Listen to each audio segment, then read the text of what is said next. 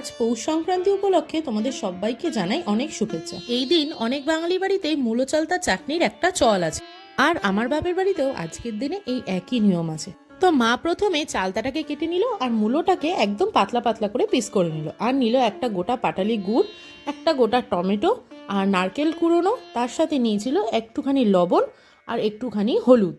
আর ফোড়নের জন্য মা নিয়ে নিল একটা গোটা তেজপাতা, একটুখানি পাঁচ ফোড়ন আর একটা গোটা শুকনো লঙ্কা। প্রথমেই মা যেটা করলো সেটা হচ্ছে চালতাটা একটুখানি ভাপিয়ে জলটাকে ফেলে নিল, আর তার সাথে মূলোটাকেও হালকা করে একদম ভাপিয়ে নিল। কড়াই গরম হতে না হতেই মা তাতে দিয়ে দিল সামান্য পরিমাণে তেল, আর তার সাথে দিয়ে দিল শুকনো লঙ্কাটা চিড়ে, আর তার মধ্যে দিল তেজপাতা আর পাঁচ ফোড়ন দিয়ে ভালো মতো করে মা সেটাকে ভাজা ভাজা মতো করে নিল।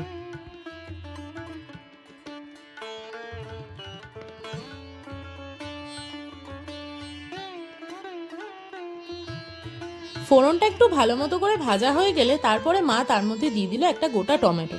গোটা টমেটোটা দিয়ে ভালো মতো করে নাড়াচাড়া করে তার মধ্যে মা দিয়ে দিল নারকেল কুড়ানো, আর তার সাথে দিয়ে দিল সামান্য নুন আর হলুদ। এগুলো দিয়ে মা ভালো মতো করে ভাজাটাকে করে নিল।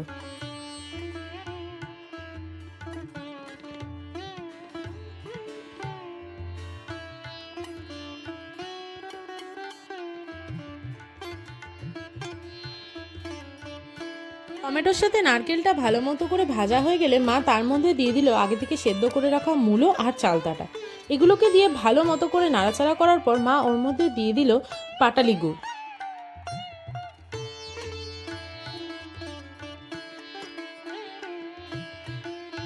এরপর পাটালি গুড়টাকে একটু মিশিয়ে নিয়ে মা এর মধ্যে দিয়ে দিল উষ্ণ গরম জল, আর গরম জল দিয়ে ভালো মতো করে নাড়াচাড়া করে 15 মিনিটের জন্য এটাকে ঢেকে তার সাথে গ্যাসের ফ্লেমটাকেও একদম স্টিমে দিয়ে দিল, যেন এটা আস্তে আস্তে করে সেদ্ধ হয়ে যায়।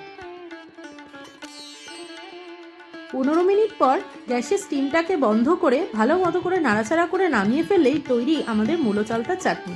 এই চাটনিটা কিন্তু একটু ঝোলঝোলি থাকে, আর খেতে কিন্তু অসাধারণ হয়। এর রান্নার বিচার করার ক্ষমতা আমার নেই, তাও বলবো খেতে কিন্তু অপূর্ব হয়েছিল। তোমরা চাইলে বাড়িতে একবার ট্রাই করতেই পারো। আর ভিডিওটা কেমন লাগলো জানিও, আর ভিডিওটা ভালো লাগলে লাইক, শেয়ার আর চ্যানেলটাকে সাবস্ক্রাইব করতে ভুলো না।